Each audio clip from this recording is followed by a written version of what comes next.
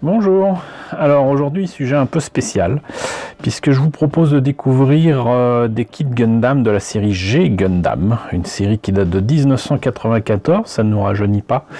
Une série que vous pouvez découvrir en sous-titré français sur Crunchyroll, ce qui est une chance. Voilà, on n'a pas encore toutes les séries Gundam à disposition comme ça, mais voilà, si vous avez la possibilité de voir cette série, bah faites-le, parce que déjà ça vous permettra de vous faire un avis, mais surtout que ce soit disponible en sous-titré français, bah c'est une bonne chose. Voilà, c'est une très bonne chose.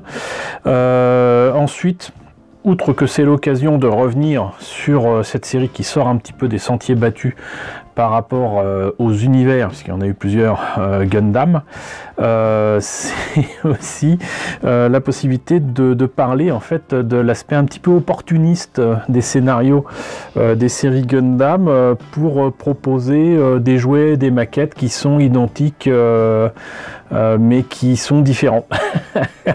Puisque là je vais vous proposer de découvrir 4 modèles de Gundam de la série G Gundam, mais en doré. Voilà, ça se voit pas spécialement, vous avez peut-être pu lire là, il y a écrit Hyper Mode pour le Dragon Gundam, le Shining Gundam, le Gundam Master, le Gundam Rose. Malheureusement, il m'en manque un. Il me manque le Bolt Gundam, qui est le Gundam russe. Voilà, cette série en fait se distingue par bien des aspects. Déjà, d'une part, si je me trompe pas, c'est la première série Gundam où une équipe de Gundam, une équipe de héros doit s'allier pour faire face à l'adversité.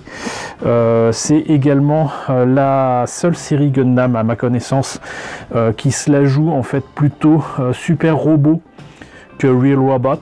Une distinction qui a été amenée d'ailleurs par un jeu vidéo qui mettait à l'honneur justement les mechas de l'animation japonaise, voilà, pour faire la différence entre un super robot, on va dire tout simplement par exemple Great Mazinger ou Goldorak, voilà, qui est très grand et qui est unique, et les Gundam par exemple qui sont des tanks sur pattes et qui peuvent être faits en masse comme peuvent être faits n'importe quel véhicule militaire. Voilà, donc là on a quand même affaire à des champions qui représentent des pays qui se sont éloignés de la Terre pour fonder de nouvelles colonies qui ressemblent d'ailleurs étrangement au pays en question. Voilà, donc du coup c'est Neo China, c'est Neo Japan, c'est Neo USA, c'est Neo France, Neo Russia. Voilà, donc c'est assez spécial, avec à chaque fois des Gundam relativement uniques, et je dirais même des Gundam avec des méca design très très spéciaux. Mais bon, là où ça ne me plaisait pas à l'époque, je vous avoue qu'il y a un souffle épique qui qui est dans cette série, et tous les combats, tous ces trucs là, ça fait un peu vieillot, mais sincèrement c'est pas si dégueulasse que ça. C'est juste que en fait ça avait pu ne pas s'appeler Gundam, ça aurait été très très bien. Voilà, en fait c'est beaucoup plus proche de Giant Robot pour dire les choses que de l'univers Gundam, quoi qu'il en soit. Donc on a là des maquettes un peu spéciales qui sont en hyper mode, et hyper mode dans la série en fait les Gundam dépassent leur capacité, cela joue Neketsu et deviennent hyper puissants, et donc l'hyper mode, ils deviennent lumineux, ils deviennent dorés. Et donc du coup Bandai en profite pour proposer exactement les mêmes maquettes qu'ils ont proposées d'habitude, mais avec une boîte dorée, avec une maquette dorée, chromée dorée, et c'est ce que je vous propose de découvrir aujourd'hui. Au passage, on remarquera les superbes illustrations qu'il y a sur les boîtes, hein. Encore une fois, ça participe clairement à l'intérêt de ces objets, de ces maquettes. C'est signé Yuji Kaida, je vous en ai parlé il n'y a pas très très longtemps, vous présentant des maquettes de Gundam F91. Il a fait quantité d'illustrations et de boîtes pour Bandai sur le début des années 90 si je ne me trompe pas, et G Gundam en a fait partie, et c'est juste magnifique, vraiment. Voilà, donc Maintenant, ce que je vous propose, c'est de voir chacune des maquettes les unes après les autres. Alors, petite précision, ces kits, c'était Bandai qui m'avait offert ça il y a 20 ans, quand je les aidais à faire des événements autour de Gundam dans les différents événements qui existaient à l'époque, à savoir Cartoonist et les tout débuts en fait de Japan Expo, entre autres. Voilà, donc en fait, c'est des kits que j'ai eu tels quels et que je n'ai pas monté. Il y en a qu'une que j'ai montée. Je pense qu'en fait c'est pas moi qui l'ai fait, parce que le Shining Gundam ne fait pas partie des cadeaux que Bandai m'a filé. C'est un truc que j'ai trouvé, je crois, en vide-grenier. Mais vous voyez un petit peu quand même tout ça. Voilà. Donc le Gundam Maxter, si on le peint et qu'on le monte tel quel, ça donne ça. Vous voyez que c'est quand même pas terrible. Voilà, et donc là il y a tout ce qu'il y a à savoir sur ce Gundam et son pilote, américain évidemment. Et là on voit ce que ça donne de très différent du coup, de design tel que c'est supposé apparaître dans la série. Et voilà. Donc je ne vais pas revenir sur le montage, éventuellement je le ferai si je monte le kit et que je le vous présente, mais l'idée c'est vraiment d'insister sur le fait que là on a affaire en fait ni plus ni moins qu'à une édition peut-être limitée, hein, cela dit, en hyper mode d'un kit qui existait déjà en normal, mais surtout que je trouve superbe, c'est que c'est en chromé doré. Ça c'est quelque chose que vous ne verrez plus chez Bandai maintenant. Ils préféreront mettre un espèce de doré, désolé du terme, mais dégueulasse, qui mettent sur leur plastique là, et ça fera naze. Maintenant, il y a un autre problème qu'il y a avec ces kits chromés dorés, c'est qu'il faut nécessairement quand même gratter un petit peu ce qu'il y a ici, là. Vous voyez, c'est pas du doré mais du chrome en fait, de l'argent qu'il y a là sur la pièce. Il faut gratter un petit peu pour que la colle puisse agir correctement et directement sur la pièce. Mais du coup vous comprenez aussi que il est impossible de poncer et de travailler les pièces pour ne plus voir les jointures. Donc comme c'est des vieilles maquettes où les jointures étaient plus que visibles, c'est un peu dommageable. Voilà, mais vous le verrez tout à l'heure sur le Shining Gundam avec tout le chromé doré qu'il y a partout, c'est pas ultra gênant. Mais bon, disons qu'il fallait quand même le préciser. En plus, je crois que vous avez des autocollants qui sont faits pour toutes les versions des Gundam. Là, ils sont pas fatigués entre guillemets, mais vous voyez un petit peu ce que ça donne au niveau des pièces. Voilà. Et ça, c'était pour le Gundam Maxter, qui est donc supposé représenter les États-Unis. Alors, puisque je ne peux pas vous présenter Bot Gundam en hyper mode que je n'ai pas, qui représente la Russie, on va passer directement à la Chine. Alors là, vous voyez le Dragon Gundam, qui pourrait rappeler justement après dans Gundam Wing, le Gundam qui visiblement est d'origine asiatique, avec là aussi des armes et des bras en tête de dragon. Hein. Franchement, les séries Gundam ont tendance à se répéter, mais aussi à reprendre des éléments qui ont bien plu dans la saison précédente. Et c'est continuel, mais je l'aime bien ce Dragon Gundam. D'ailleurs je l'ai en jouet. Au passage, d'ailleurs je vous ai pas montré le bord des boîtes, je suis un vilain pas beau. Vous voyez que c'était pas spécialement donné en plus, hein, 700 yens, mais donc le Bolt Gundam, voilà. Et franchement là où un 144 il est vraiment pas beau quoi, on dirait un nain, alors qu'il est super bulky dans la série quoi. Les autres présentent un peu mieux quand même. Mais bon, donc le Dragon Gundam, piloté par un jeune virtuose des arts martiaux. Et là on voit donc le Dragon Gundam en cellulo, on va dire, ici en montée peint, il est pas si mal. Voilà, avec son pilote. Et c'est supposé donner ça à la fin, mais uniquement si vous avez la version à peindre. Or là, et justement c'est amusant parce qu'il y a quand même pas mal de pièces qui sont dorées. Le doré il est directement sur les pièces, hein, j'insiste bien là-dessus.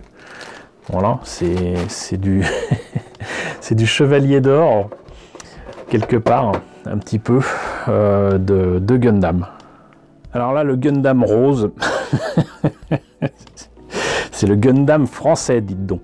Et là, c'est vraiment la représentation française qu'a à l'esprit la majorité des Japonais quand ils pensent France, ils pensent Révolution française, ils pensent Lady Oscar en fait. Et c'est pour ça que là, c'est Gundam Rose.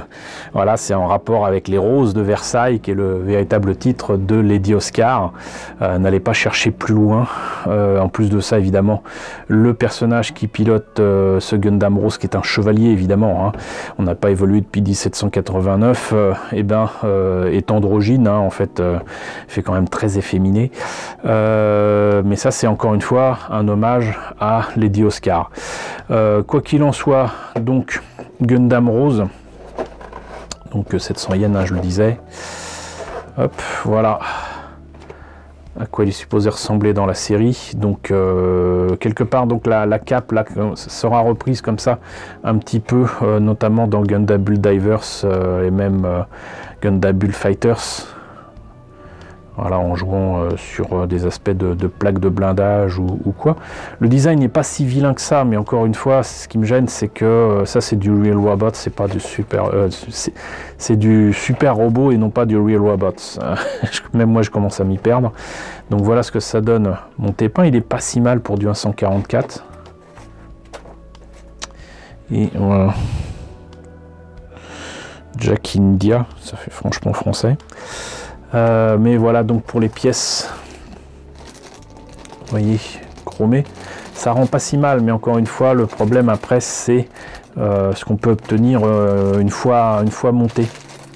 Parce que bon, maintenant, on a de quoi faire du chromé avec les feutres Molotov que je vous ai montré. Pour avoir du chromé doré comme ça, en feutre, c'est pas évident. Et si c'est en peinture, ça réclame quand même du matos et pas mal comment dirais-je, de savoir-faire. Voilà, parce que je ne vous recommande plus la bombe de peinture chromée dorée d'action, ça pose trop de problèmes. Mais on va passer donc à la maquette du Shining Gundam, la seule maquette que j'ai de monter. Alors le Shining Gundam en hyper mode, là il est clair que c'est pas Bandai qui m'a fait ce cadeau là avec une maquette achetée visiblement à Hong Kong. Je ne sais plus sincèrement si je l'ai acheté en vide-grenier ou si c'est quelqu'un qui me l'a filé, je ne sais plus. Sincèrement je ne sais plus, mais ce que je sais c'est que ça m'intéressait parce que je l'avais pas eu par Bandai. En plus, c'est quand même le robot héros, hein, avant qu'il change de robot et qu'il ait le God Gundam, qui est c'est pas un Shining Gundam évolué d'ailleurs, il est très très différent. Mais voilà, ça c'est le robot, le Gundam du héros au départ. Donc, ici, il est dans une pose un peu particulière, on dirait qu'il va aux toilettes. Ça c'est Daimon Kashu, voilà, qui représente donc le Japon. Et là, c'est ce que c'est supposé être dans la série. Vous voyez que quand même les proportions au niveau des genoux, des jambes, etc., il est beaucoup plus fin là. Alors que là, ça va pas. Voilà. Donc ça demande quand même pas mal d'efforts. Je ne sais plus si je vous avais montré des artbooks sur la série et sur le montage des maquettes, c'est possible. Si c'est pas le cas, je le ferai bientôt. Et si c'est le cas, je vous mettrai le lien. Mais donc, voilà ce que ça donne monté. Il faut que je vous montre ça quand même. Alors je devrais peut-être le mettre sur un plateau tournant comme j'ai l'habitude de faire, mais je sais qu'avec les reflets, le fait qu'il soit doré, etc., la mise au point va être compliquée. Donc on va faire ça comme ça. Ce qu'on peut noter déjà, c'est que il a, avant de passer en hyper mode, il a aussi donc une fonction qui fait que sa tête s'ouvre, entre guillemets. Une partie de sa tête s'ouvre.